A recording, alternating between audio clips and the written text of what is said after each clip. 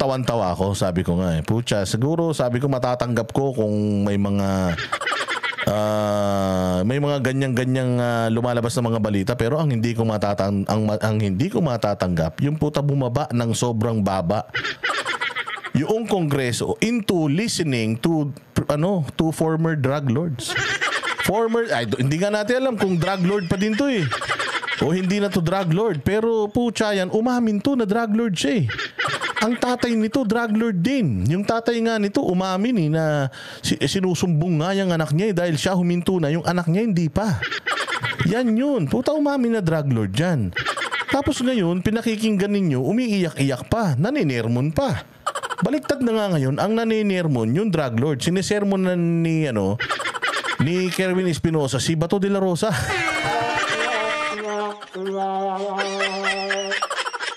Ganito katindi ang sitwasyon natin ngayon. Hayop na yan. Tapos yung isa naman, yung babae, kumbaga na bisto na siya ang tawag diyan, utak nung pagpatay doon sa mayor daw ng Tanawan, Batangas. Parang mga taga-Tanawan, mga nandito sa channel natin ngayon, puro tanaw. Siya ang leader daw ng pagpatay doon sa Tanawan, Batangas. Ganon din. Putay na, pati si PRD, dinamay pa.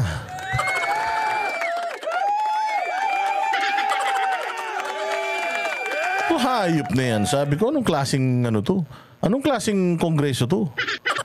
Tayo na yung mga bulok, yun yung ginagamit nilang resource. Kaya puros bulok na batas yung nagagawa natin Kasi supposedly yung investigation na yan is in aid of legislation. Dapat naman pagka nag-investigate kayo or nagkaroon kayo ng hearing, dapat in aid of legislation. Dapat laging ganun. Anong batas magagawan dyan?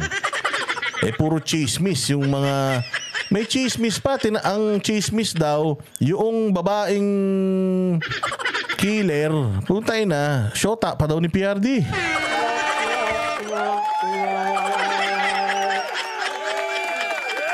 Ng tinapay.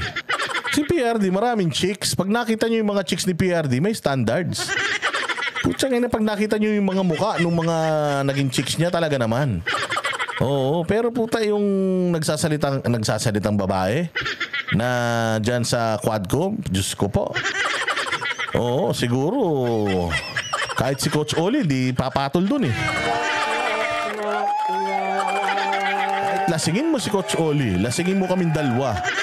Oo, so medyo alanganin. Ngayon, pakinggan natin kung papaanong naging mga star witness Naging ng star witness ang mga hayop. Itong mga dating drug lord na ngayon, sila po ang bida.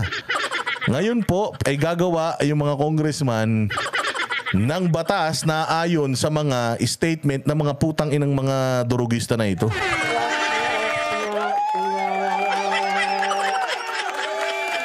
Panoorin ninyo itong si Kerwin Espinosa na idinawit si Bato de la Rosa. Diyos ko po.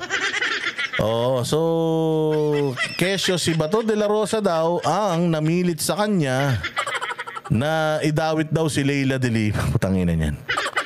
Si Bato ang nag-utos sa'yo na idawit si Leila de Lima. Sige, pakinggan natin. Ang umano'y drug lord na si Kerwin Espinosa na idawit noon si dating Senador Leila de Lima sa illegal na droga. Kaya ko sinabi si Coach Oli kasi syempre si Coach Oli, siya yung pinaka oldie sa amin. Syempre oldie na to. Si Coach Oli may standard yun. Kailangan 25 pababa. Okay, sabi ko hindi to papasa kay Coach Oli. Matindi yan si Coach Oli. Talagang ang tawag dyan? Nakaka-capture ng kanyang atensyon. Mga ganyan mga bagets.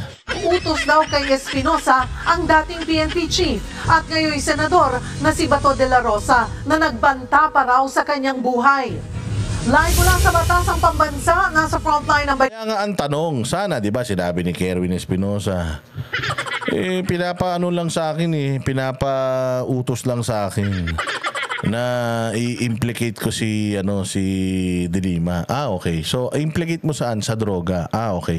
So, inaamin mo ba na drug lord ka? Di ba? Ganun yung mga tanong So sinabi mo ba drug lord ka, na-involve ka sa drugs? Kasi pag sinabi nitong hindi, putang ina, uwi na. Uwi na yan, anharot. Oo, Diyos ko, ang dilim-dilim talaga dito. Sabado eh.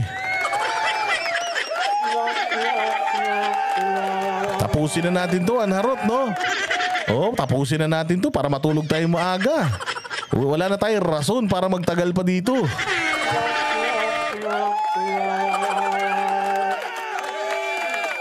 Balitang yan, si Camille Samonte. Camille, ano pang ibinunyag ni Espinosa sa pagdinig ng House Quad Committee? Cheryl, iginiit ni Kerwin Espinosa na sinunod niya lang ang utos ni nooy PNP Chief at ngayon Senador Ronald Bato de la Rosa dahil sa takot sa kanyang kaligtasan. Dagdag ba ni Dati, sinunod niya yung utos ni Bato na isisi kay De Lima dahil sa takot sa kanyang buhay. So are you saying, Kerwin Espinosa, na ngayon wala ka ng takot sa buhay mo kaya isisisi mo na kay Bato? Aba, mas malakas si Bato ngayon ha, so dapat mas matakot ka sa buhay mo. Senador si Bato eh.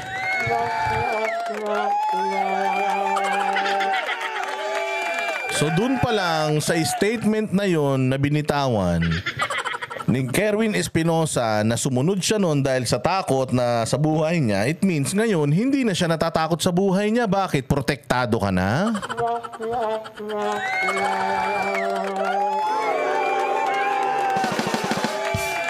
So, protektado na siya, mga bossing.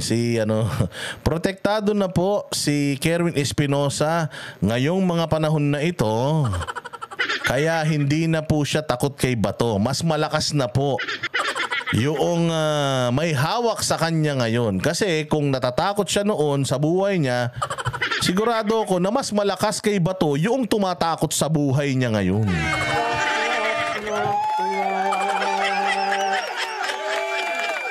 Di ba? Senador na si Bato eh. Noong Chief PNP, hindi ka natakot. I mean, nung Chief PNP natakot ka. Ngayong senador na siya, hindi ka na natatakot. Bakit? Dapat nga, mas takot ka ngayon eh.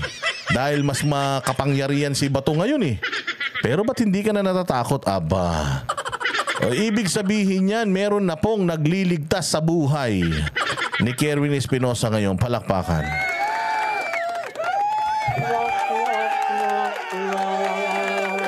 Sige, tinan pa natin to. Espinosa, may basbas daw ni dating Pangulong Rodrigo Duterte ang pagdadawit kina dating Senador Laila De Lima. Utangin na.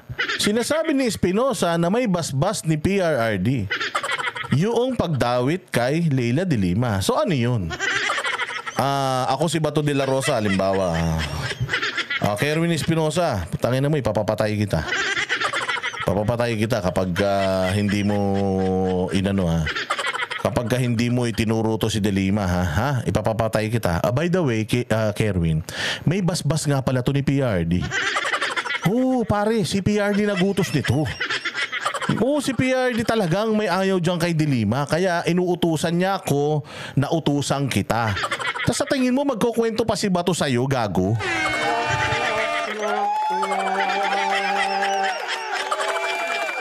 Kasi di ba sinabi niya, may basbas po ni PRD. Ngayon, tatanungin ko lang, ba't mo naman nasabi na may basbas ni PRD? Halimbawa, sinabi niya, sigurado ako sir, may basbas ni PRD yun. Si PRD, bata niya si Bato eh. So kung ako yung congressman, gago ka pala eh. Assumption mo yun. Ba't mo sinasabi dito yung assumption mo? Wala akong paki sa assumption mo. Kung ano lang yung tungkol sa'yo, yun lang yung sasabihin mo. Wala akong pakialam kung ano yung naiisip mong conspiracy, ulul ka dahil wala ka namang ebidensya sigurado dyan. Di ba? Sabi ni Deans Encar, nangako si Abante na poprotektahan siya. Putay na. Poprotektahan siya ni Abante. Ang liit-liit ng distrito niyan sa Maynila. Tsaka poprotektahan siya mula saan? Sa dila.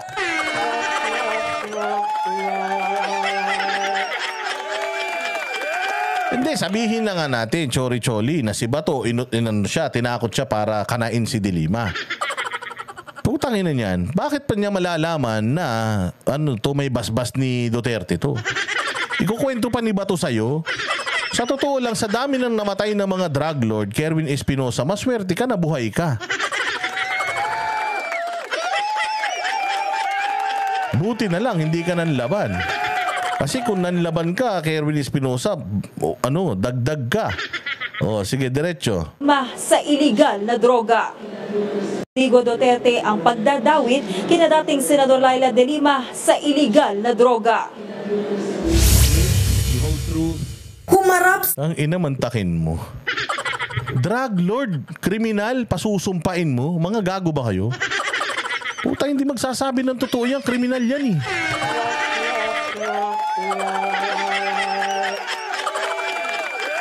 Ay na parang pinataas mo yung kamay ni Christopher Min. Tapos, sasabihin mo sa kanya na, Christopher Min, ikaw ba ay nangangako na lahat ng sasabihin mo dito ay hindi chismis? Opo. Anak ng putya. Nabubuhay si Christopher Min sa chismis eh. Pasusumpain mo. Ito rin ganun. Nabubuhay ito sa kasamaan eh. Nabubuhay ito sa katarantaduhang kahayupan at paninira ng buhay ng mga Pilipino dahil sa pagtitinda niya ng drugs. Kita mo nga ang kinis-kinis ng mukha, nakapagparitoke kagad. Itong tao na to, putya, yang lahat, matingnan, lahat ng mga suot niyan, galing yan sa droga.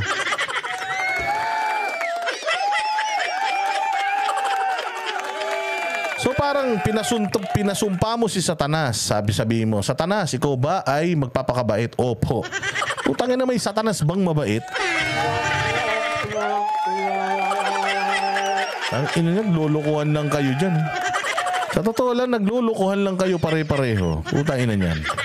Sa unang pagkakataon sa pagdinig ng House Quad Committee ang umano'y drug lord na si Kerwin Espinosa. Ayan drug lord. Pukin ang ina niyan. Ito tingnan ninyo ha. Pasusumpain nyo yung drug lord na sumumpa na sa Senate tas nagsinungaling.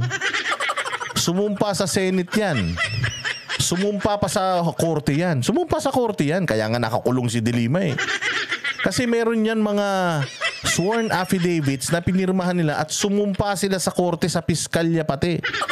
Hanggang sa RTC, sumumpa ang mga yan na to tell the truth and nothing but the truth. Alam mo kaya nakawala si Leila De Lima? Kaya nakatakas yun? Nag-recant to. So ibig sabihin, sumumpa na to dyan sa Senado, sumumpa pa to sa korte, puta ni-recant pa din niya. So ba't pinasusumpa nyo na naman? Sinungaling nga. Kaya nga nag-recant kasi sinungaling.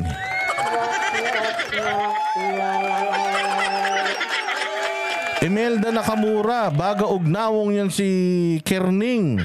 Ang gaba, diligyod magsaba. Sana magaba ng mga hayop na ito. Sana sumuka ng mga bubog na kasing lalaki ng iPhone 16 tong mga to. Salamat Imelda, mabuti nandiyan ka. Buti na lang, nandiyan si Imelda. Yung iba rito, hindi ko maintindihan. Akala mo hindi magpapasko eh. Salamat ha. Sana dumami pa ang katulad mo at sana ay mahawaan yung ibang mga taga-Tanawan, Batangas dito.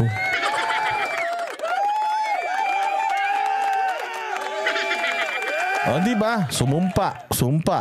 Sumumpa Senate, sumumpa sa korte, binago lahat ng sinabi. Pagdating dito sumumpa, putang ina, paano mo paniniwalaan yan? Dalawang pinaka-importanting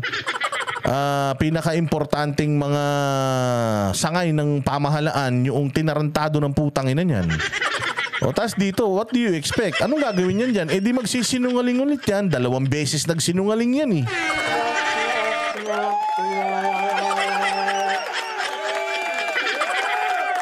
Ay, nako, Diyos ko po. Sige.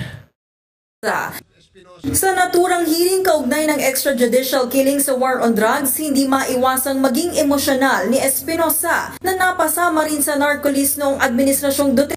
Nakita mo si Espinosa? Ang kinis ng muka. Pucha yan.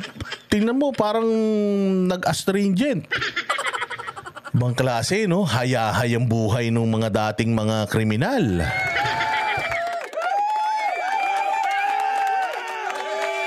Duterte.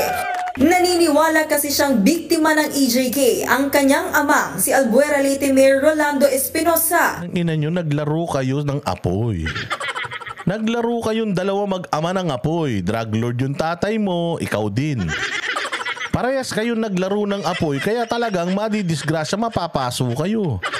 Kaya ka nga sumuko kasi ayaw mo mangyari sa'yo nangyari sa tatay mo kasi ikaw, positive ka. Na putya, kung ano yung kinamatay ng tatay mo, yun din yung pwedeng ikamatay mo. Dahil nga, putangin na mga durugista kayong mga hayop kayo. Pinatay ang dating alkalde noong 2016 habang nakakulong sa Baybay Provincial Jail dahil sa pagkakasangkot din sa iligal na droga. Sinong pumatay sa kanya? Sagutin nyo dyan. Sinong pumatay dito kay Albuera Mayor dyan sa Leyte?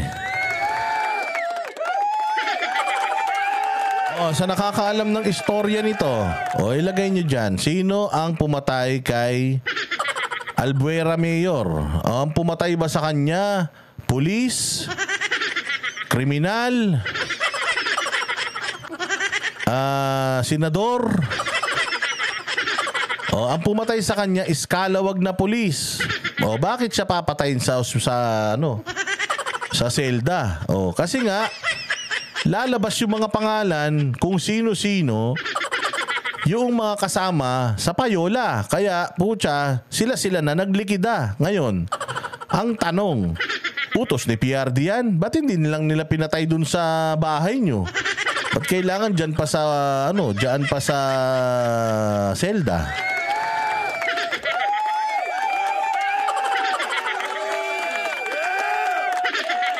Diba? Kayo talaga, gawa-gawa kayo ng istorya, hindi nyo may kakaila ito.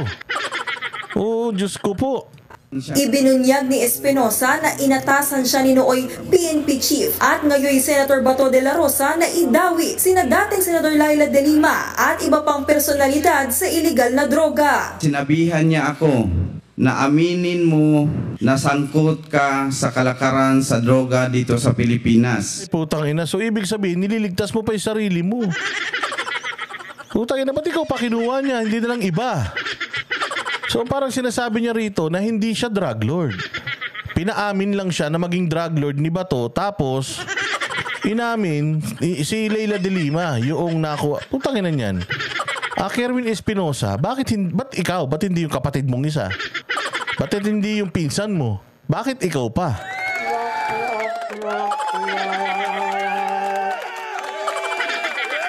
Sa dami ng nahuli nila, sa dami ng mga high profile din na nahuli nila, putang ina, bakit hindi yun ang inutusan ni Bato?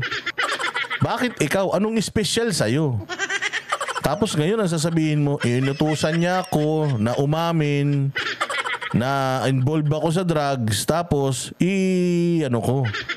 ituro ko si Leila de Lima. Putang ina, kung hindi ka involved sa drugs, ba't ka naman pumayag? Kung halimbawa man, may ex-deal kayo ni Bato. Putang ina ka, ituro mo si Leila de Lima. Sige sir, tuturo ko, basta absuelto mo ako sa kaso ko. Di ba? Hindi. Putay na, mantakin mo, wala kang kaso, wala kang kasalanan, anghel ka. Tapos, na isip ni Bato, hulihin nyo nga tong anak.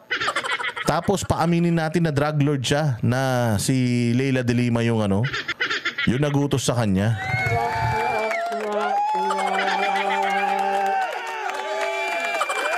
Diba sobrang tanga nung script nila? Putay na yan. Pwede namang iba Pwedeng yung katulong, yung driver. Yung bodyguard.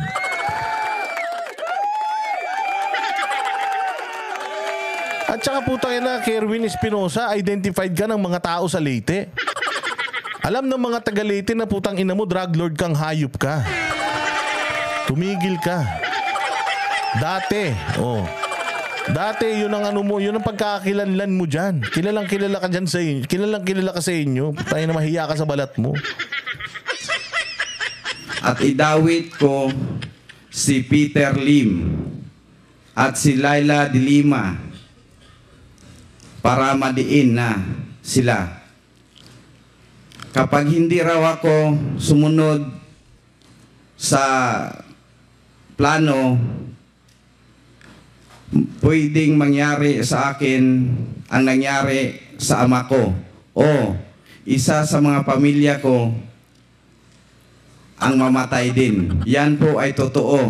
Hindi gawa-gawa to. Alam mo nagsisinungaling eh, no? Yan po ang totoo. Hindi to gawa-gawa. Tayo ng buhay to.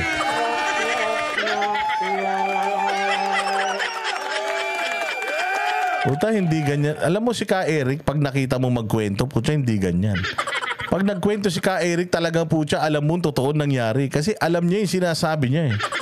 Walang pause, walang pag-iisip, walang tulala. Basta ganito nangyari niya. Kasi ganito yan. Kasi ganito, ganito, ganito. May mga ebidensya yan. Puta, pwede ba yun? Idawit ko si Bato.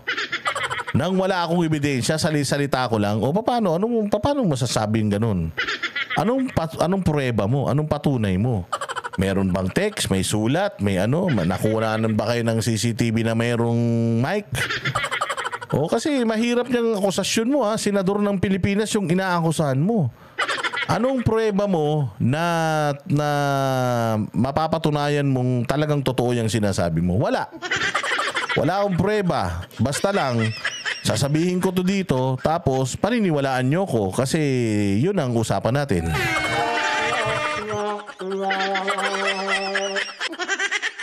Inang buhay to. So ngayon, dito sa Pilipinas, kapag halimbawa ako, galit ako sa kapitbahay ko, sasabihin ko lang na putay na drug lord yan. Nagtitinda yan ng drugs. Kahit wala naman nahuling drugs sa kanya. Kahit wala naman nahuling drugs sa kanya, nagtitinda yan ng droga. Ikulong niyo yan. Okay lang sa inyo yung ganun.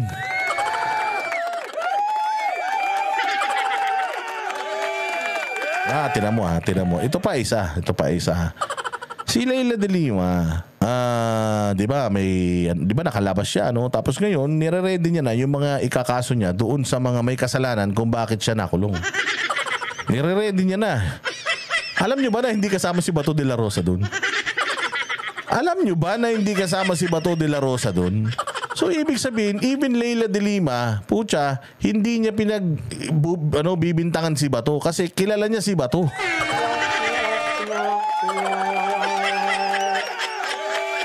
Yan yung mga istorya niya. Diretso pa natin. Kwento ni Espinosa, inutos sa kanya ni De La Rosa na banggitin sina De Lima matapos umuwi ng Pilipinas mula Abu Dhabi noong 2016 nang idawit din sa iligal na droga. Ang sabi raw sa kanya ng nooy PNP chief, may basbas daw ito mula sa taas. Mantakin mo huhulihin kita. Galing ka ng abroad, tapos matinong tao ka, hindi ka drug lord.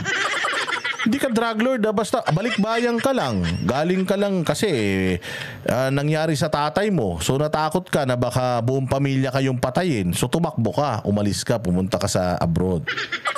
So nagtago ka doon, umuwi ka dito, wala kang kinalaman Wala, as in, anghel ka. Oo, anghel ka. Buti nga, hindi ka pa kinukuha ng Panginoon dahil sobrang bait mo So galing ka doon, umuwi ka dito, hinuli ka niya, tapos kinwentuhan ka niya na utos to ni PRD. Utos to ni Duterte. Umaming ka, na drug lord ka, tapos idamay mo si Peter Lim, idamay mo si Leila de Lima. Tapos tayo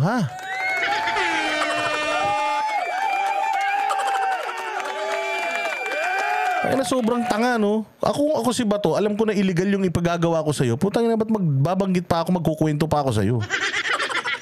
Di ba? Iano ko na lang. Iuutos ko na lang sa'yo, tapos ang usapan. Putya, kukwento ko pa. Utos to ni PRD. Utos to ni PRD. Putang ina, Espinosa, kung utos ni PRD, sana si PRD na dinirekta mong dinamay, hindi na si Bato. Ibig sabihin nito ay alam ito ni Presidente Rodrigo Duterte. May script no? Meron binabasa Ibig sabihin nito, so assumption lang niya yung alam ni Duterte. Walang ebidensyang matibay, walang CCTV, text message, email, video recording, audio recording, wala. Basta, sa isip niya, sangkot si PRD dito. Taina, sufficient na yan. Yung pagdiin kay Leila de Lima at yung mga patayan na nangyari noong nakaraan administrasyon. Para masiguro raw na kapanipaniwala ang pagkakadawit ni De Lima sa droga noon, pinakausap daw ni De La Rosa si Espinosa kay Ronnie Dayan, ang driver ni De Lima. Pero nanindigan si Espinosa na gawa-gawa niya lang lahat ng kanyang testimonya noon. Kasunod niyan, Kaya nga, gawa-gawa niya lahat yung testimonya niya. So ngayon, maniniwala tayo na hindi gawa-gawa yung testimonya niya ngayon. Sabi ko nga sa inyo, ang taong walang kredibilidad, dapat hindi na natin pinagpapapansin. Wala ngang kredibilidad eh. Halimbawa ako yung state witness, star witness. Tapos, may sinumpaan ako, ginawa akong sulat na ito talaga yung nangyari. And then, nag-recant ako. Ayoko na. Hindi totoo yan. Gawa-gawa ko lang yan. Ito yung totoo. Gagawin ko na yung totoo. Puta, maniniwala ka pa ba sa akin? Wala na yung Sa korte, yung 10 ebidensya mo, mahaluan lang yan ng isang peke. Putang ina, lahat yan, mawawala na ng bisa yan. Bakit? Kasi nga, kredibilidad. Importante sa korte yung kredibilidad nung nagbibigay ng testimonya. Kung walang kredibilidad yun, kung nag-recant, pabago-bago ng isip, kung tinablan niya yung panunumpa niya sa Senado at sa Korte, putang ina, bakit pa natin siya pinasusumpa dito at bakit pa natin siya ginagamit dito? Alam na nga natin sinungaling. Ibig sabihin, ginagawa lang talaga nila to para trial by publicity, para masira talaga ang mga Duterte, masira si Bato, masira si PRD, masira si Bongo, at in the process masira din nila si Inday Sara.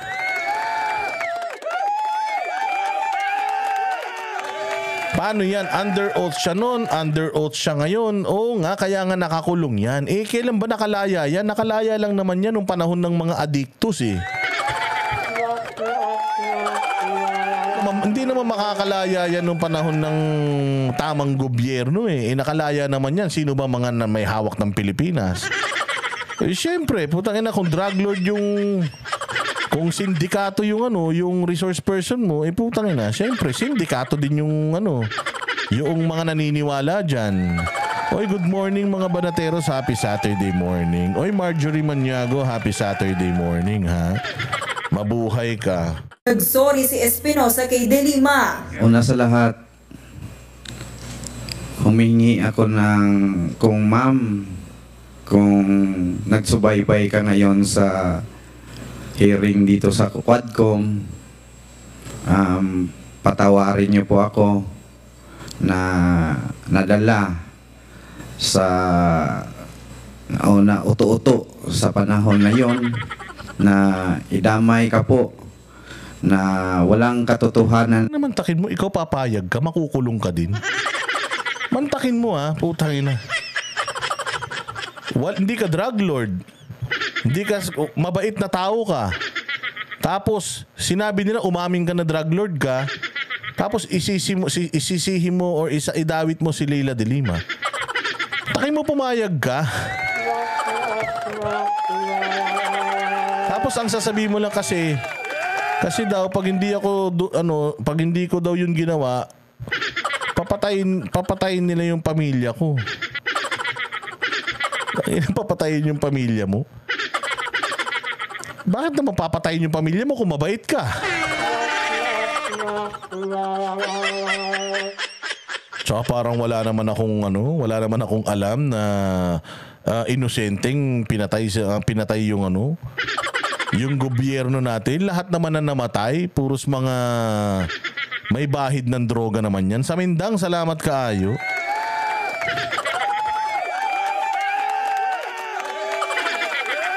Ay, nako. Sige. Naman, handa po akong harapin kung ano ang plano mo sa akin po.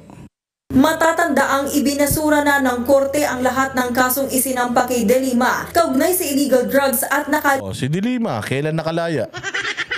Kailan na-dismiss yung mga kaso ni De Lima sa loob ng 6 na taon? 6 na taon na halos nakadetine ito ha. Kailan na wala yung kaso nito? Yan si Espinosa, kailan siya nag-recant? Nung panahon ngayon. Kailan siya nakalaya? Nung panahon ngayon. Palakpakan. Kalaya na siya nitong Hunyo. May mensahe rin si Espinosa kay De La Rosa at Duterte. Sana po magbago na tayo. Ay na, doon ka matatawa. May mensahe siya kay De La Rosa at kay Duterte. Unang-una sa lahat, Quadcom. Anong klaseng hearing yan? Nagbibigay ng payo yung resource person. Hindi ba dapat kung ano lang yung tanong nyo, yun lang dapat ang sinasagot ng resource person? Di ba? Bakit nakakapag-grandstanding sila dyan? Bakit bigla sila nagkakaroon ng mga time? Bakit bigla sila nagkakaroon ng mga opportunity para magbigay ng statement? Di ba usually opening statement lang naman ang meron sila? Opening statement, tapos kung ano yung tanong nyo, yun yung sasagutin niya. Di ba ganun lang yun? Saan ka naman makakita ng hearing na nagbibigay pa ng payo? Ang payo ko lang po, sana magbago na kayo. Kasi nagbago na rin po ako. Nagbago na ako ng statement. Inang buhay ito. Katawa-tawa talaga, no? Katawa-tawa talaga nangyayari sa bayan natin. Na iwasan natin. As di ba nagtatawanan yung mga congressman? Hindi sila nadidiri sa mga sarili nila na dating drug lord yung kausap nila, or baka nga ngayon drug lord pa yan na tumatakbo pang mayor. Tapos itong matindi, natatawa pa sila doon sa pinaggagawa ng tao na to. Ibang klase mga mambabatas natin, palakpakan natin sila.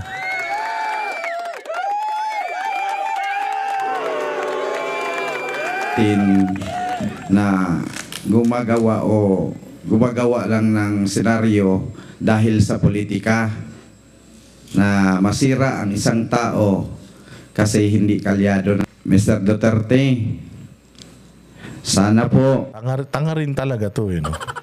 Alam mo, Kerwin Espinosa, kung si PRRD at si Bato gusto talaga nila itong si Leila de Lima na na masira ang buhay, tayo na inimpluwensyahan sana nila yung korte. Katulad ng ginagawa na administrasyon ngayon, lahat iniimpluwensyahan nila. Di sana nakulong to. Di sana hindi to nakalaya. Kung talagang pinulitika nila si Leila de Lima, sana hindi nakalaya. Sana diniinan nila ng diniinan. Sana during their term na na kasuhan na na sentensyahan to ng guilty.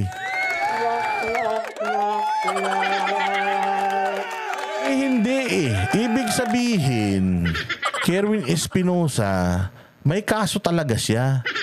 Di ba nga, yung DOJ ang nag-case build-up sa kanya at ang dami-dami sa mga taga-bilibid na naging mga naging mga tawag din naging mga whistleblower niya. Isa ka na nga dun Nangamatay na nga lang yung mga yun Ang ibig sabihin dito, hindi to politically motivated kasi si Leila de Lima lang bang kalaban ng Duterte. Di sana katulad ng ginagawa ngayon ng administrasyon, lahat talaga ng kalaban tinanggal yung mayor. Tinanggal yung mayor sa ganito, tinanggal yung mayor sa ganyan. Binabanatan yung mga senador, yung vice president, binabanatan. Sana kung talagang politika ang purpose or ang reason bakit nakulong si Leila de Lima, nangyari sana sa lahat ng mga dilawang tae. Si Risa Hontiveros nga nandiyan pa Si Trillanes nga hindi naman nakakulong Tama. Di sana ginawa nila sa lahat. Kung talagang politika, hindi kay Leila de Lima lang. Ibig sabihin, may kaso talaga si Leila de Lima. Si Trillanes nga, nung panahon ni PRD, kinasuhan pa nga ni Pulong Duterte ng ng libel yata yan. O, kita mo ngayon, nakalaya pa rin naman si kuya. O kaya yung sinasabi mo na yan, Kerwin Espinosa, putang ina, malabo pa sa ano yan, sa ihi ng bagong panganak yan.